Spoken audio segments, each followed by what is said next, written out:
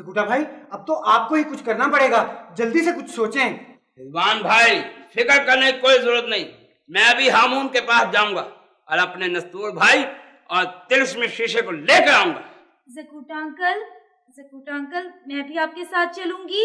मैं बहुत बहादुर हूँ। कोई बात नहीं, हम आपका ये शौक पूरा कर देंगे। देखेंगे कितनी बहादुर हो। ठीक है, मेरे हाथ पे कुल्हाड़ी रखो।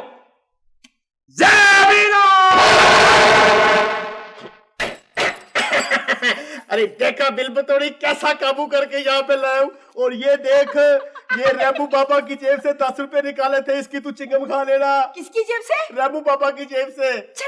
गरीब लोगों से पैसे नहीं लेते, मैंने नहीं लेने गंदे पैसे। मैंने उसके मालिक की घड़ी भी उतार ली। ये देख, ये देख। अब तुम इसमें घड़ी घड़ी टाइम देखना, घड़ी घड़ी। अरे चुप कर। ये देख, ये देख, ये देख, ये देख।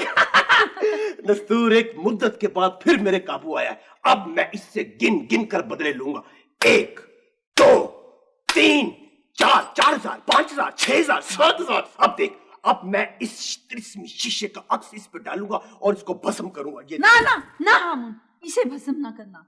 अभी मैंने इससे अपना बदला लेना है।